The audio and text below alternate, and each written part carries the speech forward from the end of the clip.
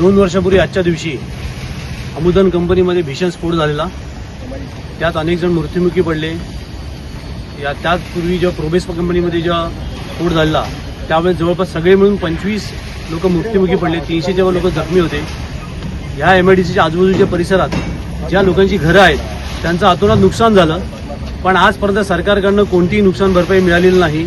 उलट जी मृत व्यक्ती आहेत त्यांना नुकसान भरपाई मिळण्याऐवजी त्यांच्या मालकांनी अशा काही गोष्टी करून ठेवल्या आहेत की त्यांना धड नुकसान भरपाई मिळत नाही। जवळ 2 ते 3 कोर्टांमध्ये केसेस चालू आहेत, पण त्या वेगवेगळ्या प्रक्रियेमध्ये अडकवून त्या आजपर्यंतही त्यांना नुकसान भरपाई मिळालेली नाही आहे।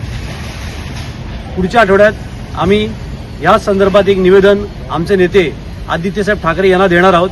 त्यावेळेस आमचे सगळे शिष्टमंडळही उपस्थित होतील आणि त्यांच्यामार्फत आम्ही प्रयत्न करणार की येणाऱ्या अधिवेशनात हा मुद्दा उपस्थित राहिला पाहिजे आणि सर्व नुकसानग्रस्त जेवढे आहेत जवळपास 44 कोटीचे पंचनामे झालेले आहेत, पण आजपर्यंत एकही छदाम सरकारकडनं मिळालेला नाहीये।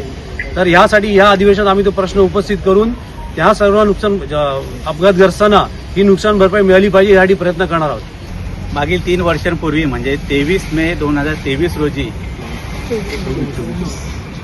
रोजी अमुदन केमिकल कंपनीच्या रिएक्टरच्या स्फोटामुळे येथील आस्थापनांचे, राहत्या घरांचे तसेच या कंपनीमध्ये काम करणारे कामगार तसेच बाजूच्या कंपनीचे कामगार एकूण 13 कामगारांचा दुर्दैवी अंत झाला होता।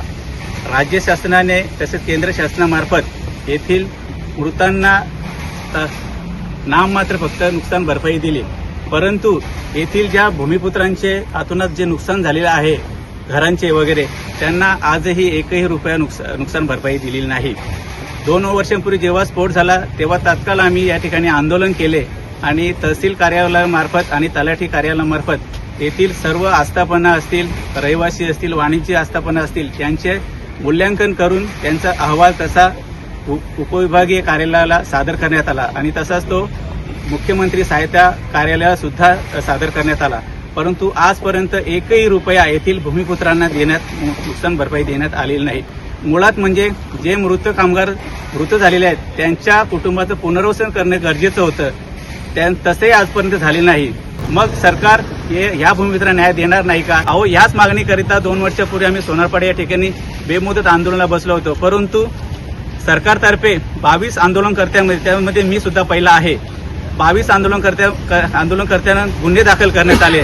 म्हणजे ही दडपशाही अजून तुम्ही सुरू ठेवणार आहात का? माझी एकच विनंती आहे की सरकारने या नुकसानग्रस्तांना तातडीने भरपाई द्यावी, अन्यथा आम्हाला रस्त्यावर उतरून पुन्हा आंदोलन छेडावं लागणार आहे। धन्यवाद।